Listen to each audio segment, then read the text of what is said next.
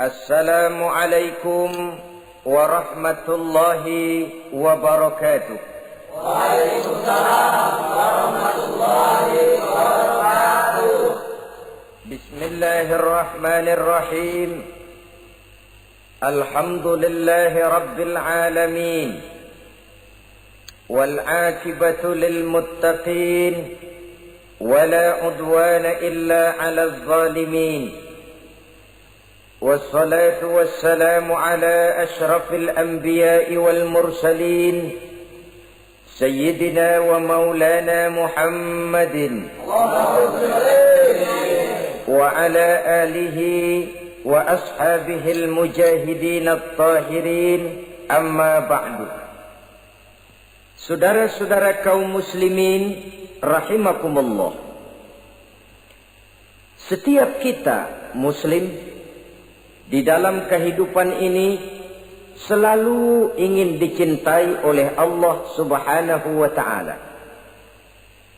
Dan tidak seorang pun di antara kita yang hidup ingin dimurkai oleh Allah Subhanahu wa ta'ala.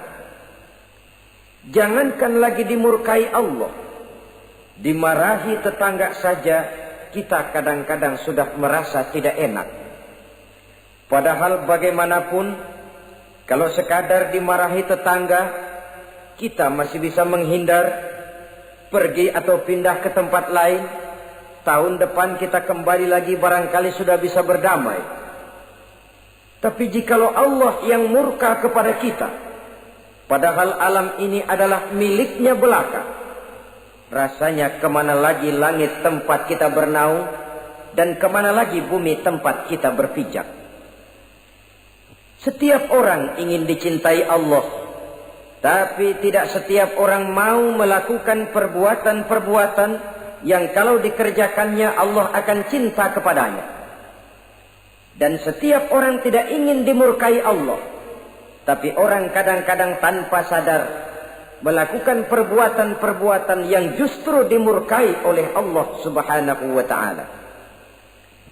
Pada pertemuan kali ini ingin saya sampaikan kepada hadirin satu hadis qudsi di mana Allah Subhanahu wa ta'ala berfirman melalui lisan Nabi besar Muhammad sallallahu alaihi wasallam, "Uhibbu thalathan wa hubbi li thalathin ashad." Aku cinta, kata Allah, kepada 3 macam golongan manusia, tapi aku lebih cinta lagi kepada yang 3 macam lagi.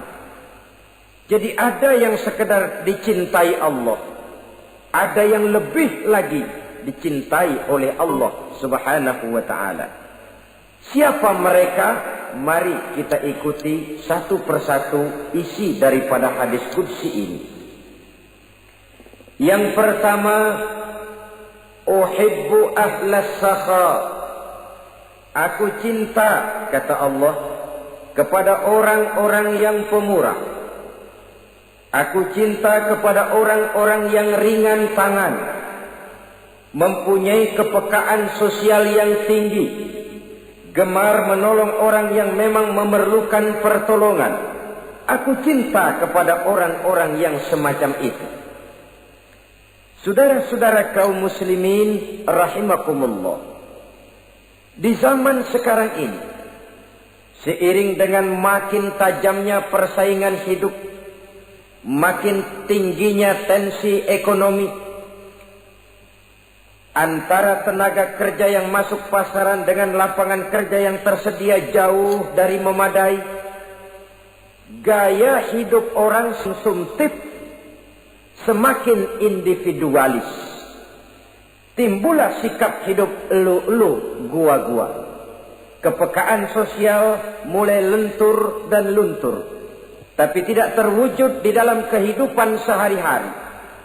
Padahal agama mengajarkan Allah cinta kepada orang-orang yang bermurah tangan, gemar melakukan pertolongan, peka melihat penderitaan dan kesulitan orang lain.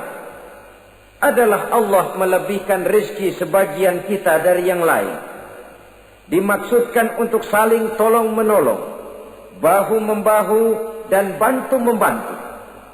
Sehingga dengan demikian, apa yang disabdakan Nabi dalam hadis, Ar-Rahimuna yarhamuhumur Rahman, irhamu ahlal ardi yarhamkum man fis sama. Orang-orang yang punya sifat belas kasih akan dikasihi oleh Allah Subhanahu wa ta'ala. Sayangi yang di permukaan bumi, nanti yang di langit akan sayang kepadamu, akan turun rahmahnya kepada kita bersama. Alangkah nikmatnya kehidupan ini, jikalau yang berkuasa menyayangi yang lemah lalu melindunginya, jikalau yang alim menyayangi yang awam lalu membimbingnya, jikalau yang kaya menyayangi yang miskin lalu mengulurkan tangan memberikan bantuannya, akan terciptalah rahmah dalam kehidupan. Tapi jikalau sebaliknya, yang berkuasa malah menindas dan menekan yang lemah, yang alim malah membodoh-bodohi yang memang sudah bodoh, sementara yang kaya menyantap yang miskin, akan terjadilah bala dan bencana dalam kehidupan. Bukan lagi rahmah yang turun, melainkan azab akan menimpa kita secara keseluruhan. Begitulah, terdapat tirai halus yang memisahkan kita dari konsep ajaran agama kita yang luhur. Agama mengajarkan yadul ulya khairun min yadis sufla, bahwa tangan di atas lebih baik daripada tangan yang di bawah. Orang yang memberi lebih baik daripada orang yang menerima.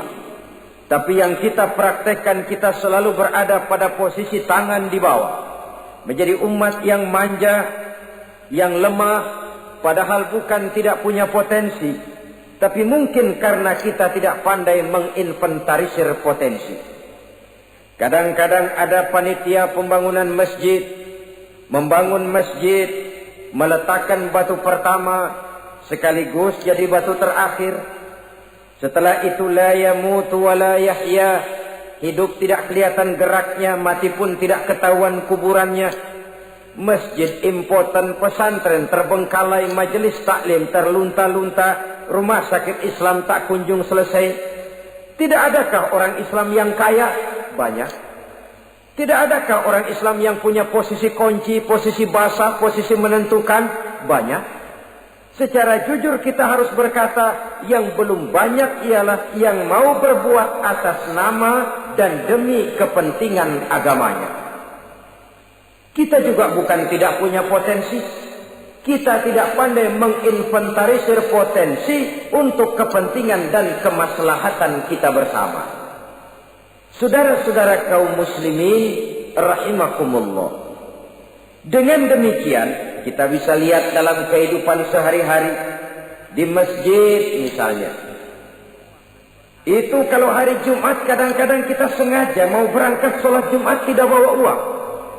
Maka yang paling lancar di masjid, kotak. Saudara boleh lihat kotak itu.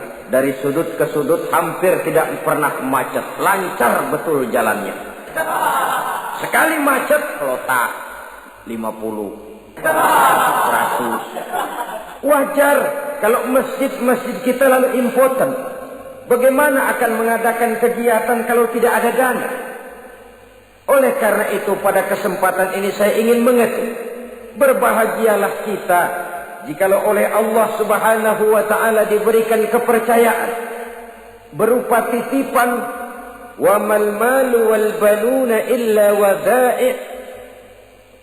Harta dan anak-anak tidak lain satu titipan dari Allah Subhanahu wa ta'ala. Dan pada satu saat titipan itu akan diambil oleh yang empunya. Allah cinta kepada orang-orang yang pemurah. Allah akan memberikan balasan yang berlipat ganda. Kalau saudara bersedekah kepada anak yatim, bukan si yatim itu yang akan membalasnya. Kalau saudara membantu pembangunan masjid, bukan panitia masjid yang akan memberikan ganjarannya. Kalau saudara membangun pondok pesantren, bukan kiai yang punya pesantren yang akan memberikan balasannya. Allah Subhanahu wa ta'ala melalui jalan yang tidak kita sangka-sangka melalui jalan yang dalam istilah Quran disebut min haitsu la yahtasib, melalui jalan yang tidak pernah kita hitung, kita sangka sama sekali. Jalan gaib yang hanya Allah saja yang maha tahu. Sebaliknya, wa hubbi lil faqiris sakhi asad, kata Allah. Aku cinta kepada orang-orang yang pemurah, tapi aku lebih cinta lagi kepada orang-orang miskin yang pemurah. Orang kaya pemurah, Allah cinta. Orang miskin pemurah, Allah lebih cinta. Kenapa?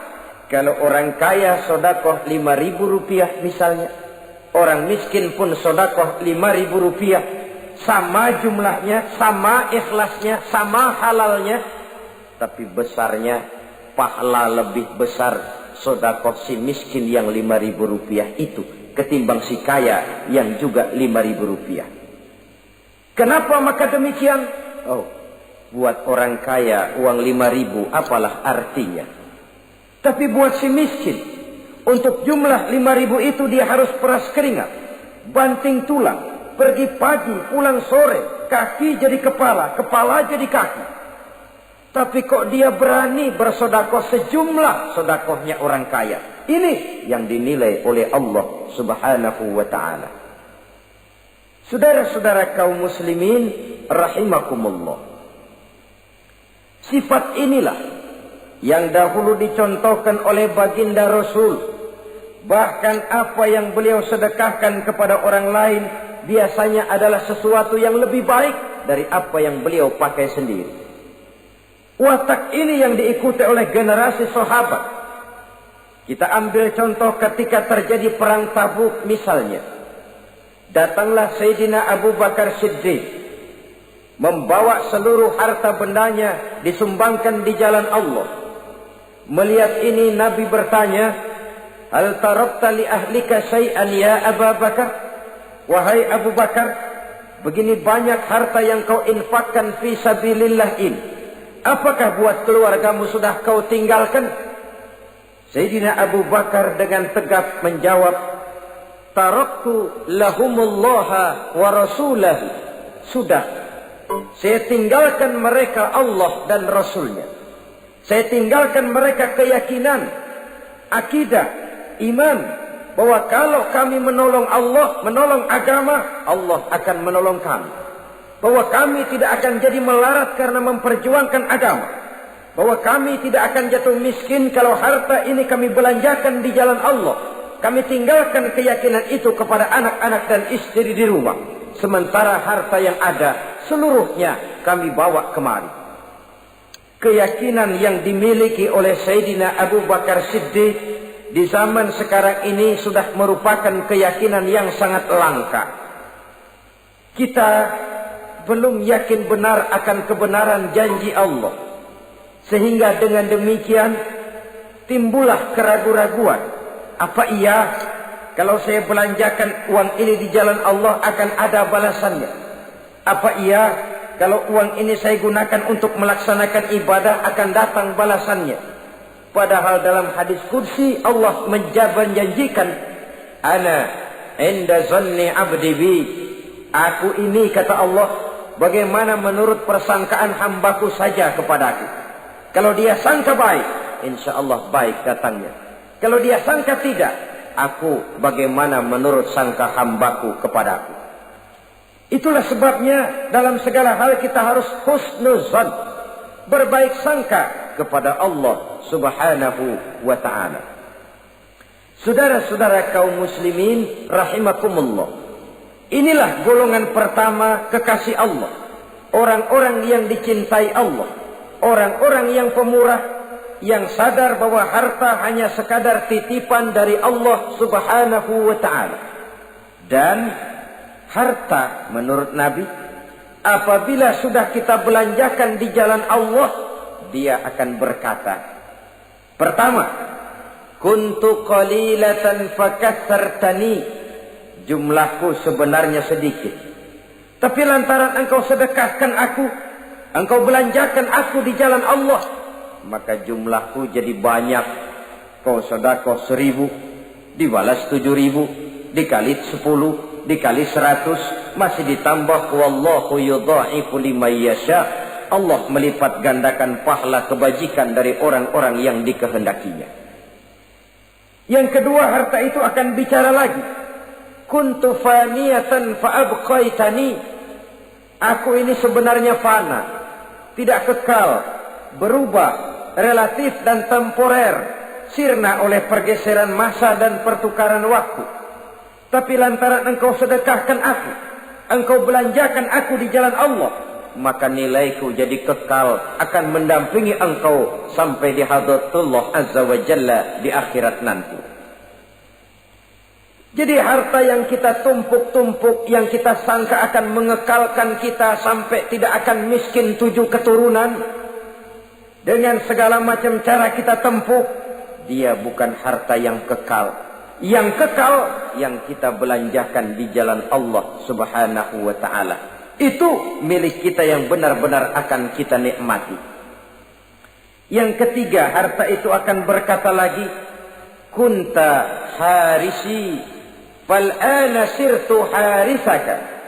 Dahulu kamulah yang menjaga saya, tapi sekarang setelah saya sedekahkan, setelah engkau sedekahkan aku, setelah engkau belanjakan aku di jalan Allah, bukan engkau lagi yang jaga aku, kata si harta, akulah yang akan menjagamu.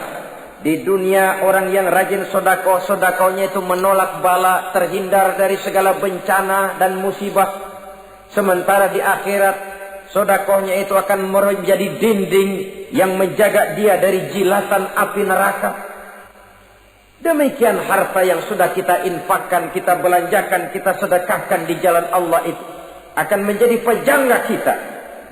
Sehingga Nabi menyatakan, inna sadaqatal mar'il muslim tazidu fil umri wa tadfa'u mitatas su'i. Sesungguhnya sedekahnya seorang mukmin dapat menambah umur panjang dan menyelamatkan seseorang dari mati secara su'ul khatimah. Marilah kita melihat bahwa agama ini memerlukan kita, bahwa umat ini mengharapkan pengorbanan kita. Dengan segala kemampuan yang ada pada diri kita, mari kita menyadari bahwa harta kita yang benar-benar milik kita, sesungguhnya yang sudah kita belanjakan di jalan Allah subhanahu wa ta'ala. Saudara-saudara kaum muslimin rahimakumullah, inilah golongan pertama. Golongan yang kedua yang dicintai oleh Allah subhanahu wa ta'ala, uhibbul mutawadhi'in. Aku cinta, kata Allah, kepada orang-orang yang rendah hati, orang-orang yang membawa ilmu padi, makin berisi makin merunduk, makin di puncak, makin sadar akan kelemahan dan keterbatasannya. Aku cinta kepada orang-orang yang rendah hati. Adalah satu sifat dari Rasulullah sallallahu alaihi wasallam yang diriwayatkan oleh Imam Abu Ja'far Al-Barzanji misalnya dalam rawi Barzanjinya, wa kana sallallahu alaihi wasallam syadidal haya'i wat tawadhu. Adalah Rasulullah sallallahu alaihi wasallam seorang yang sangat pemalu dan sangat rendah hati. Tawadhu, tidak melonjak menjadi angkuh dan sombong. Walaupun beliau adalah asraful anbiya wal mursalin, nabi dan rasul termulia, imamul muttaqin, imamnya orang-orang yang bertakwa, rahmatan lil alamin, diutus sebagai rahmah bagi seluruh alam, tapi tawaduknya demikian luar biasa. Ketika beliau terusir dari Mekah, kita bisa membayangkan meninggalkan kampung halaman, meninggalkan keluarga yang berbeda akidah, hijrah ke Madinah. Tapi pada lain kesempatan, ketika beliau dengan bala tentaranya masuk ke kota Mekah, dan orang-orang kafir Quraisy yang kita kenal dalam peristiwa Fathu Makkah itu, gentar hati mereka, sembunyi di dalam rumahnya masing-masing. Mereka masih ingat beberapa tahun yang silam, Dikala Nabi Muhammad dan para sahabatnya dikejar-kejar, terusir dari Mekah hijrah ke Madinah. Sekarang Rasul kembali ke Mekah dengan segala keperkasaan bala tentaranya. Mereka berpikir, andai kata Muhammad mau saja membalas dendam, habis kita ini, habis, tidak akan tersisa. Dahulu dia kita caci maki, dahulu dia kita usir, dahulu dia kita kejar-kejar untuk kita bunuh. Sekarang kita tidak berdaya. Muhammad dengan perkasa, dengan bala tentaranya yang gagah sekarang masuk ke kota Mekah. Apa yang harus kita lakukan? Mereka menunggu dan menunggu. Dan Nabi dengan gagah masuk ke kota Mekah bersama bala tentaranya. Apa ucapan yang pertama beliau lontarkan? Pembalasan dendam? Tidak. Mencari orang-orang yang dulu mengejar, memusuhi, mengancam akan membunuhnya? Tidak. Beliau tidak teriak-teriak, mana itu Abu Jahal, mana itu Abu Lahab, mana itu Abu Sufyan, mana itu dulu orang-orang yang memusuhi saya dan sahabat saya, ayo keluar kalau berani, ha? Tidak. Pidato ucapan pertama yang keluar dari bibir yang mulia itu sungguh di luar perkiraan kufar Quraisy. Apa jawab Nabi? Pidato Nabi, al-yauma yaumul marhamah. Tuan-tuan para Quraisy, tidak usah khawatir. Hari ini adalah hari yang penuh kasih sayang. Saya masuk ke kota Makkah semata-mata untuk menunaikan ibadah. Tidak akan ada balas dendam. Tidak akan ada pertumpahan darah. Siapa yang masuk ke Masjidil Haram dia aman. Siapa yang masuk ke Masjidil Haram dia tenang, tidak akan diganggu barang sedikit pun. Bersih hatinya dari balas dendam. Tidak ada watak untuk menunjukkan kepongahan pada beliau berada di puncak kejayaan. Tidak. Ini yang disebut syadidul haya wat tawadhu. Sangat rendah hati. Tidak melonjak menjadi angkuh dan sombong lantaran keberhasilan yang pernah dicapainya. Uhibbul mutawadhi'in. Aku cinta kepada orang-orang yang rendah hati. Makin berkuasa, makin rendah hati. Makin berilmu, makin rendah hati. Makin kaya, makin tawadhu. Wa hubbi lil ghaniyil mutawadhi ashad. Tetapi kata Allah, aku lebih cinta lagi kepada orang-orang kaya yang rendah hati. Orang miskin tidak sombong, Allah cinta. Orang kaya tidak sombong, Allah lebih cinta. Sebabnya apa? Rasa-rasanya kalau ada orang miskin tidak sombong, memang sudah harusnya.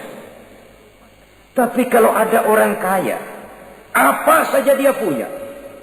Kebunnya ada di mana-mana, kendaraannya sejumlah keluarganya, uangnya, depositonya ada di berbagai bank, pabriknya banyak. Apa saja dia punya, tapi tidak sombong, tawadhu. Ini yang lebih dicintai oleh Allah Subhanahu wa ta'ala. Saudara-saudara kaum muslimin rahimakumullah. Oleh karenanya, hadis kursi ini menanamkan kesadaran kepada kita bersama. Bahwa yang pantas untuk sombong hakikatnya cuma Allah saja. Itu sebabnya salah satu asma'ul husna Allah disebut al-mutakabbir. Kalau Allah sombong, wajar karena memang tidak ada Tuhan lain selain Allah. Alam dan seluruh isinya adalah miliknya belaka. Tidak ada satupun yang bisa mengklaim. Al-mutakabbir huwallah. Yang pantas sombong hanya Allah Subhanahu wa ta'ala. Saudara-saudara kaum muslimin rahimakumullah. Yang ketiga, orang yang dicintai oleh Allah Subhanahu wa ta'ala, uhibbut taibin. Aku cinta kepada orang-orang yang bertaubat. Kepada orang-orang yang apabila berbuat kesalahan, dia segera sadar. Dijadikannya kesalahan itu sebagai satu pelajaran untuk tidak diulanginya lagi pada masa yang akan datang. Adalah lebih baik kita mulai dari kertas yang kelabu, hitam sekalipun. kalau akhirnya akan menjadi lembaran-lembaran yang putih. Ketimbang kita mulai dengan lembaran yang putih, kalau akan ditutup dengan lembaran-lembaran hitam noda yang tidak berhapus. Allah Subhanahu wa ta'ala Maha Pengampun, Pengasih dan Penyayang. Ia akan memaafkan segala perbuatan yang bersifat salah dari hamba-hambanya, asalkan tidak diulanginya lagi. Manusialah yang sering kejam, membiarkan dirinya larut dan hanyut diseret arus dosa. Ia sadar itu satu kesalahan, tapi tidak berupaya untuk menyelamatkan dirinya sendiri. Apakah itu berupa yang namanya judi, minuman keras, menipu orang lain, durhaka kepada kedua orang tua, jahat kepada tetangga, suka memfitnah orang lain. Dibiarkan dirinya hanyut di dalam lembah dosa tanpa upaya penyelamatan sama sekali. Atau kadang-kadang mengulur waktu. Nanti saja sudah tua-tuaan taubatnya. Padahal waktu tidak pernah main-main. Uhibbut taibin, aku cinta kepada orang-orang yang mau bertaubat. Wa hubbi lisyabit taib asad, tapi aku lebih cinta lagi kepada orang-orang muda yang mau bertaubat. Apabila orang tua bertaubat, Allah cinta. Anak muda bertaubat, Allah lebih cinta. Dalam usia mudanya, di mana darah masih mengalir dengan panas, sejuta khayal dan keinginan masih bersemi di dalam benaknya, dia sanggup blokir semua itu, disalurkannya di jalan Allah. Allah cinta sekali kepada orang-orang semacam itu.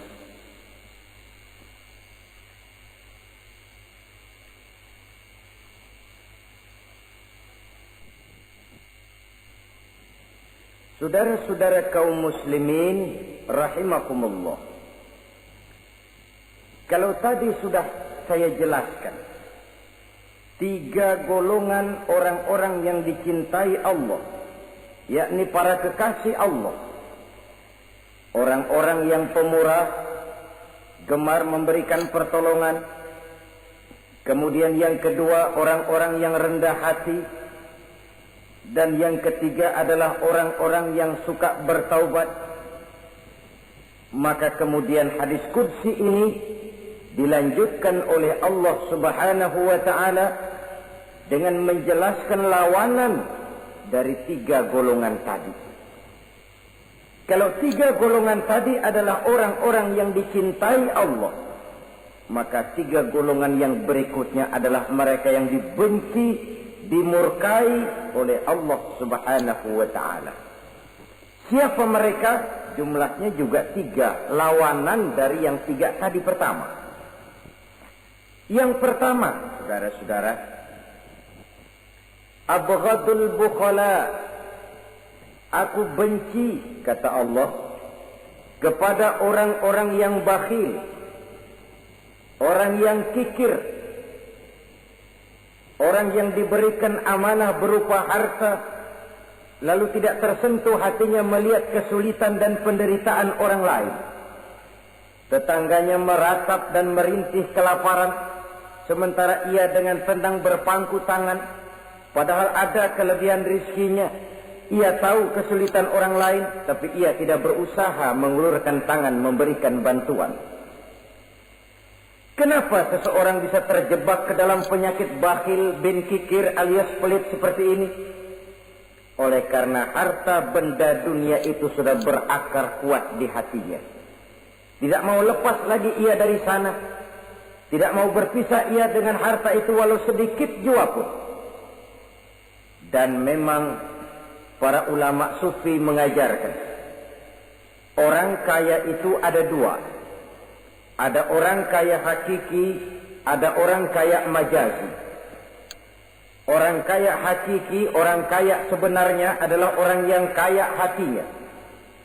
Luas cakrawala pandangannya, terbentang nuansanya, tidak cuplik melihat karunia yang diberikan Allah dalam kehidupan ini. Orang yang kaya hati, inilah orang kaya hakiki. Adapun orang kaya majazi adalah orang yang banyak hartanya tapi miskin hatinya. Hidupnya sudah melimpah tapi ia selalu merasa kurang, maka ia tidak pernah cukup. Posisinya sudah kaya tapi ia masih merasa miskin, maka ia pun selalu miskin. Imam Ghazali rahimahullah memberikan contoh yang indah. Perjalanan hidup manusia sama dengan naik kapal laut yang besar menuju pulau bernama akhirat, mencapai pantai surga bahagia. Kapal ini akan singgah di satu pulau bernama dunia.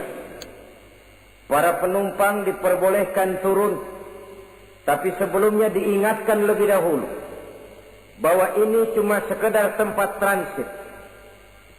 Di dunia, di pulau yang bernama dunia, para penumpang boleh mengambil apa yang memang diperlukan untuk bekal dalam perjalanan. Tapi jangan lupa bahwa kapal akan melanjutkan perjalanan menuju kepulauan akhirat yang kekal dan abadi. Maka turunlah para penumpang ke pulau yang bernama dunia ini.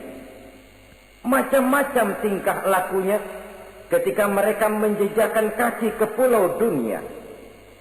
Ada yang tetap sadar kepada pesan nakoda. Dia turun ke pulau yang bernama dunia, yang hijau, ranau, indah, memikat, mempedaya, mempesona. Tapi ia tetap sadar, ini cuma tempat transit. Ini cuma tempat persinggahan sementara. Bukan ini tempat yang akan saya tuju. Kapal akan segera berangkat. Saya harus bersiap-siap. Diambilnya apa yang diperbolehkan di pulau bernama dunia sebagai bekal menuju perjalanan akhirat. Dan setelah itu dia segera kembali ke kapal untuk melanjutkan perjalanannya. Ada pula penumpang yang lalai. Ketika turun ke pulau bernama dunia ini, ia lupa kepada pesan sang nakoda. Ia terpedaya oleh hijau ranaunya kepulauan dunia. Ia terpikat oleh gemerlapnya kehidupan dunia. Sibuklah seluruh waktunya untuk mengambil segala yang ada di kepulauan dunia ini. Ia menyangka bahwa ia sudah sampai kepada tujuan yang sebenarnya. Dikala peluit kapal berbunyi, pertanda kapal akan segera berangkat, rupanya baru sadar dia bahwa ini bukan tujuan yang sebenarnya. Ia berusaha kembali ke kapal, walaupun masih bisa ikut naik kapal, tapi sayang tempatnya sudah ditempati oleh orang lain. Inilah contoh dari orang-orang yang kehidupan dunia telah melalaikan mereka daripada tujuan akhirat. Yang lebih celaka adalah nasib penumpang ketiga. Mereka yang tertinggal sama sekali di kepulauan dunia ini. Mereka lah orang-orang kafir, orang-orang munafik, orang-orang musyrik. Bagi mereka surgalah dunia ini. Bila kehidupan dunia berakhir, berakhir pula lah surganya sampai di situ. Ia menyangka sudah sampai kepada terminal akhir, padahal cuma sekedar halte, tempat di mana kapal singgah sebentar saja untuk melanjutkan perjalanan menuju kepulauan akhirat yang kekal dan abadi.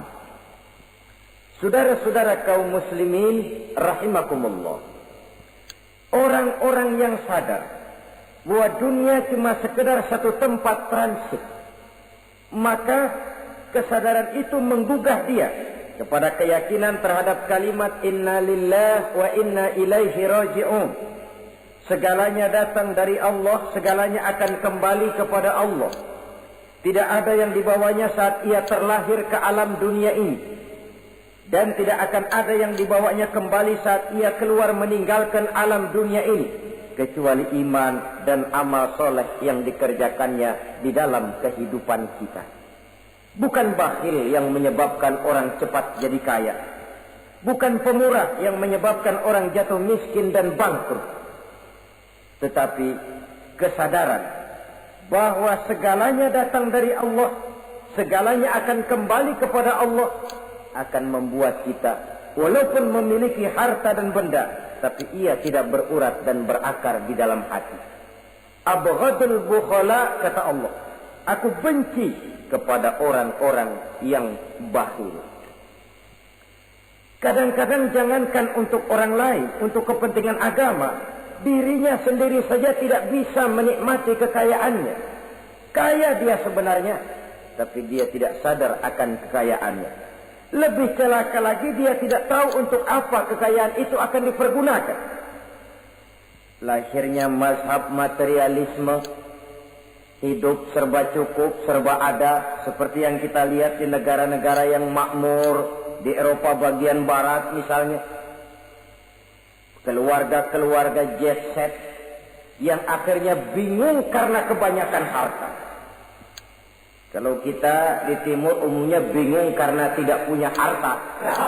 Di sana orang bingung karena kebanyakan harta, mau diapakan harta itu. Akhirnya timbullah gaya hidup yang aneh-aneh. Membentuk klub-klub nudis terlepas dari pergaulan dunia ramai. Bergerombol tidur di goa-goa. Padahal rumahnya macam istana, kamarnya 37, ada kolam renang, ruangan ber-AC. Kemana pergi mobil sejumlah keluarga, dari merek-merek yang mewah, keluaran mutaakhir. Tidak puas mobil punya kapal pesiar, kapal laut. Tidak cukup kapal laut, punya kapal pesawat terbang pribadi. Apa yang dimau, uangnya bisa bicara. Tapi akhirnya lalu sampai kepada titik jenuh, sampai kepada yang namanya frozen emotional attitude. Dan sikap bakhil inilah yang pada akhirnya mendorong seseorang untuk sampai kepada tingkat yang disebut tamak, rakus, serakah. Dan mental semacam ini tidak hanya membahayakan bagi pribadi yang punya watak, tapi juga bagi lingkungan, bagi masyarakat, bahkan dalam skopnya yang luas, bagi pertumbuhan suatu bangsa, bagi pertumbuhan suatu negara. Sikap-sikap tamak, rakus, serakah, mau menang sendiri, mau kuasa sendiri, mau basah sendiri, mau kaya sendiri, persetan dengan orang lain, adalah sikap-sikap yang tidak saja bertentangan dengan ajaran agama kita, tapi juga bertentangan dengan falsafat dasar kehidupan bangsa kita, yakni Pancasila. Saudara-saudara kaum muslimin rahimakumullah, lawanannya kemudian Allah menyatakan, wa bughdi lil ghaniyil bakhil asyad. Aku benci kepada orang yang bakhil, tapi aku lebih benci lagi kepada orang-orang kaya yang bakhil. Kalau orang miskin pelit, barangkali masih orang berkata pantaslah dia tuh pelit, miskin. Tapi kalau kaya, bakhil, kaya, pelit, rasanya orang menyayangkan. Apa saja dia punya, tapi bakhil, pelit, tidak sadar bahwa itu adalah amanah Allah yang suatu saat akan dimintakan pertanggungan jawab di padang mahsyar nanti. Inilah golongan pertama yang dibenci oleh Allah Subhanahu wa ta'ala. Golongan yang kedua, abghadul mutakabbirin. Aku benci kepada orang-orang yang sombong. Baik sombong oleh karena kekuasaan, kekuatan, wewenang, jabatan. Baik sombong oleh karena ilmu pengetahuan, skill, keahlian, kemampuan. Baik sombong oleh karena harta benda dan kekayaan. Sombong dalam segala bentuknya tidak disenangi oleh Allah Subhanahu wa ta'ala. Inilah yang saya maksud tadi dengan membawa ilmu padi seharusnya. Semakin berisi, semakin merunduk. Sebab pepatah orang-orang tua kita bilang, air beriak tanda tak dalam, tong kosong bunyinya nyari. Orang belajar silat kalau baru dapat 2-3 jurus memang genit, bukan main. Sesuatu yang barangkali sudah lumrah dalam kehidupan. Tapi yang diajarkan oleh agama, abghadul mutakabbirin, aku benci kepada orang-orang yang sombong. Al-Quran syarat dengan contoh-contoh baik dari perjalanan sejarah baik dari perjalanan para hidup para nabi dan para rasul, seluruhnya merupakan tamsil, contoh dan ibarat bagi kita bersama. Fanzuru kaifa kana akibatul mukazzibin, fanzuru kaifa kana akibatul mujrimin. Berjalanlah kamu di permukaan bumi, lihat bagaimana akibat yang diderita oleh para pendusta, lihat bagaimana akibat yang diderita oleh para pembuat dosa, oleh orang-orang yang sombong, angkuh, congkak dan takabur. Mereka satu demi satu mengalami kehancuran, tenggelam di perut sejarah. Kurang apa Fir'aun? Kurang apa Raja Namrus? Kurang apa Raja Abrahat? Tentaranya gagah perkasa, kekuasaannya luas, istananya megah dan besar, pengawalnya gentayangan di mana-mana, intelnya selalu siap siaga menjaga keamanan. Sang raja diraja, entoh waktu berputar masa beredar, tenggelam oleh perputaran waktu dan peredaran zaman. Tidak ada satu keabadian dalam kehidupan ini.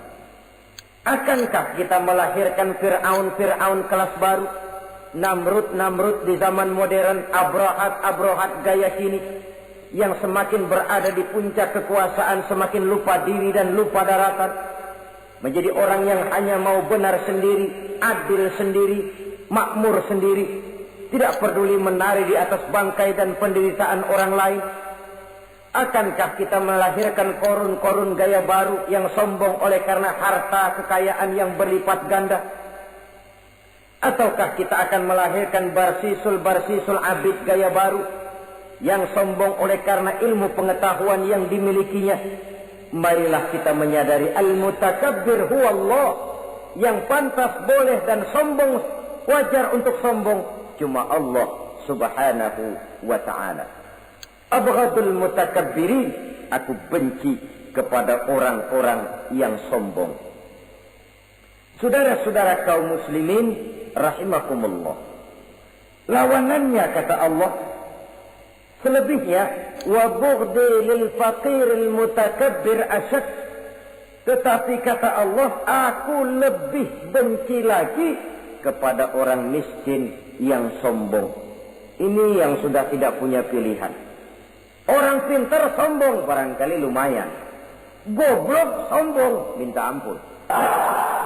Pejabat sombong barangkali karena punya pangkat. Rakyat sombong, apa yang mau disombongi? Orang kaya sombong barangkali karena kekayaannya. Melarat, miskin, sombong, minta ampun.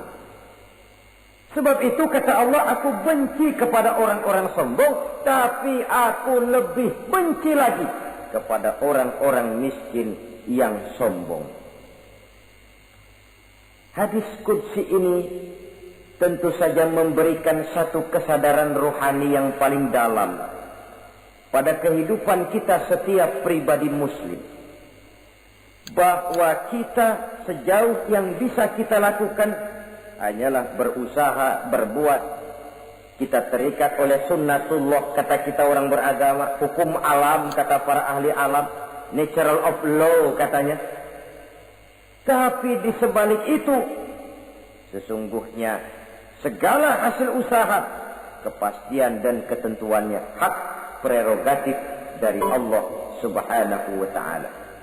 Sehingga pada puncaknya kita akan sampai kepada penjujur, la haula wa la quwata illa billah.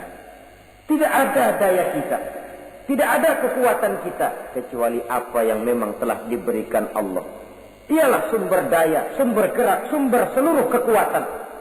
Dan kita manusia hanya mencapai itu kalau dikaruniai oleh Allah subhanahu wa ta'ala. Sewajarnya, makin bertambah ilmu, makin sadar kita akan kebodohan kita. Seperti yang diucapkan oleh Al-Imam Syafi'i rahimahullah, setiap tambah ilmuku, bertambah taulah aku akan kebodohanku. Sewajarnya, semakin bertambah harta kita, semakin sadar kita akan kemiskinan kita.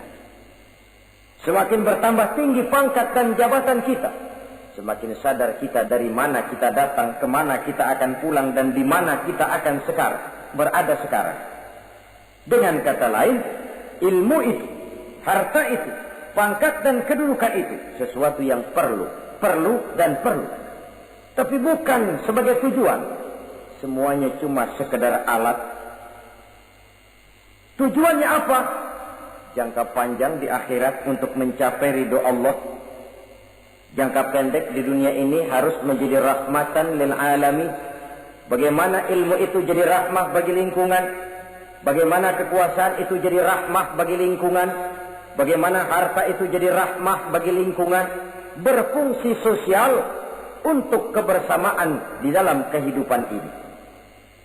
Saudara-saudara kaum muslimin rahimakumullah, inilah golongan kedua yang dimurkai oleh Allah Subhanahu wa ta'ala.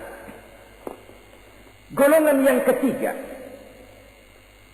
abghadul fasad, aku benci, kata Allah, kepada orang-orang yang berhati keras, berhati batu, tidak mempan nasihat, baik nasihat itu datang dari Allah, baik nasihat itu datang dari orang lain, baik nasihat itu datang dari dalam dirinya sendiri, atau bernasihat yang dipandangnya, yang dilihatnya dalam segala gerak kehidupan. Satu hari bahkan beberapa sahabat pernah menghadap Rasulullah sallallahu alaihi wasallam. Ya Rasul, jikalau sekarang ini kami nyaris tidak punya problem, artinya semua problem kami tuntas, sedikit kami bingung, Tuanlah tempat kami bertanya. Kami tidak mengerti hukum, Tuan tempat kami meminta fatwa. Kami ingin mendapat petunjuk, kepada Tuan kami mengadu. Tapi nanti kalau suatu saat Tuan telah berangkat meninggalkan kami ya Rasulullah, menghadap Allah Subhanahu wa ta'ala, tinggallah kami hidup tanpa bimbingan Tuan, kemana lagi kami harus minta nasihat? Baginda Rasul senyum, kemudian beliau menjawab, taraktu lakum nasihataini, kamu tidak usah khawatir. Kalaupun pada satu saat nanti aku berangkat meninggalkan kamu semua, kembali menghadap Allah Subhanahu wa ta'ala, kamu tidak perlu bingung. Tempat kamu minta nasihat ada, tempat kamu bertanya ada, tempat kamu minta fatwa dan kepastian hukum ada. Taraktu lakum nasihataini, aku tinggalkan untukmu dua macam nasihat. Pertama, yang aku tinggalkan kepadamu itu nasihat yang pandai bicara. Yang kedua, yang aku tinggalkan kepadamu itu nasihat yang diam saja. Sahabat lalu bertanya, kalau nasihat yang bisa bicara itu apa ya Rasul? Beliau menjawab, Al-Quranul Karim. 6.666 ayat, 30 juz, 114 surah, seluruhnya nasihat bagi umat Islam. Apapun yang akan kau kerjakan, kemanapun kau akan pergi, bertanyalah kepada Al-Quran, minta nasihatnya. Bertanya langsung? Tentu tidak. Bertanya kepada Al-Quran artinya fas'alu ahla dzikri in kuntum la ta'lamun. Jikalau kamu memang tidak mengerti, bertanyalah kepada yang mengerti. Yang mengerti Al-Quran tentu tidak lain para ulama, para kiai, para asatiz, guru-guru yang mengasuh kita di majelis ta'lim. Nasihat yang pandai bicara, Al-Quranul Karim. Kemanapun saja kaki akan kita langkahkan, ke arah manapun bumi yang akan kita tuju, mintalah lebih dahulu nasihat Al-Quranul Karim. Usaha apapun yang akan kita lakukan, mintalah nasihat kepadanya. Itu nasihat yang pandai bicara. Lalu sahabat bertanya lagi, kalau nasihat yang diam saja itu apa ya Rasul?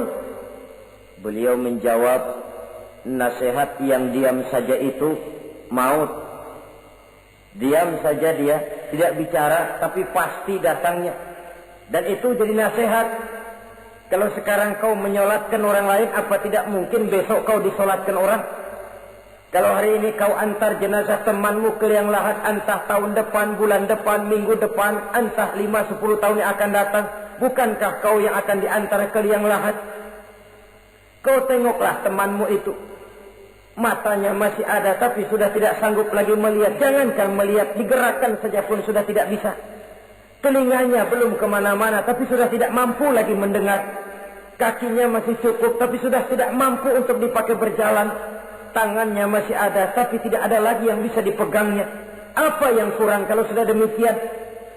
Kau tumpuk harta kekayaan untuk 7 turunan, kau sangka kau tidak akan mati karena itu. Kau ingin selalu berada di puncak padahal hidup ini mendaki dan menurun. Ini seluruhnya merupakan nasihat. Orang yang hatinya keras tidak mempan nasihat yang datang dari Allah, Quran dan mau. Nasihat yang datang dari orang lain, kadang-kadang diberikan nasihat, lebih pandai dia berkilah, lebih pandai dia berkelit, lebih pandai dia berjawab. Orang yang memberi nasihat baru bicara 1, dia sudah 10. Nasihat yang datang dari orang lain tidak juga bisa menyentuh hatinya. Atau nasihat yang timbul dari dalam dirinya sendiri. Kulit yang mulai berkerut, uban yang mulai bertabur, gigi yang permisi satu demi satu. Itu kan seluruhnya merupakan nasihat.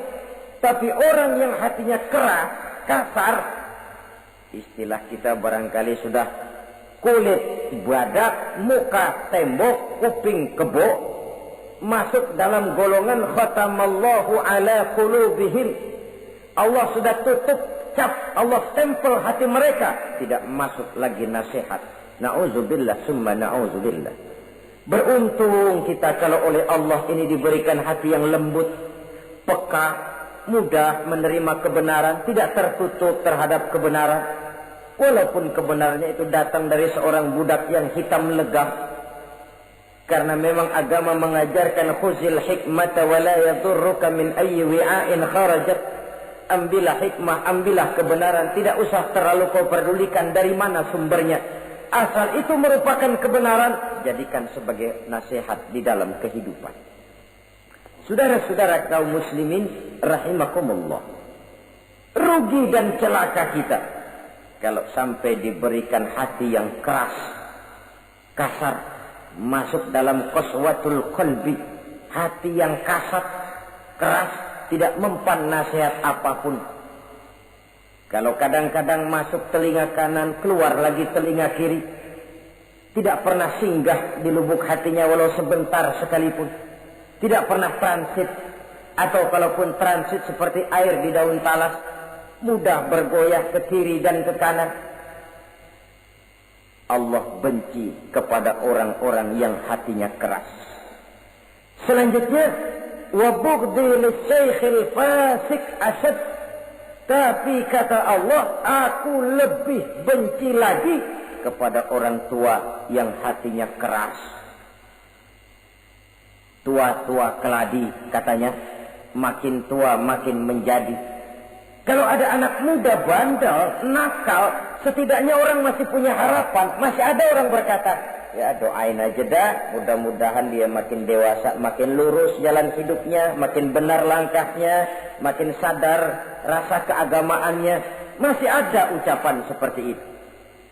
Tapi kalau sudah tua, malah makin gila, orang sudah habis harapan. Paling orang bilang, tuh aki-aki, udah asar, udah maghrib, udah dekat ke lubang kubur, bedung menggerib masih nyingsot aja di perapatan. Saudara-saudara kaum muslimin, habis rasanya harapan orang. Aku benci kepada orang yang hatinya keras, tapi aku lebih benci lagi kepada orang tua yang berhati keras. Kenakalan remaja dibenci Allah, kenakalan orang-orang tua lebih dibenci oleh Allah Subhanahu wa ta'ala. Saudara-saudara kaum muslimin rahimakumullah, semoga kita termasuk ke dalam golongan orang-orang yang dicintai Allah, para kekasih Allah, dan kita berlindung kepada Allah jangan sampai termasuk ke dalam golongan orang-orang yang dimurkai dan dibencinya. Inilah yang kita bicarakan pada pertemuan kali ini. Terima kasih dan mohon maaf. Wassalamualaikum warahmatullahi wabarakatuh. Waalaikumsalam warahmatullahi wabarakatuh.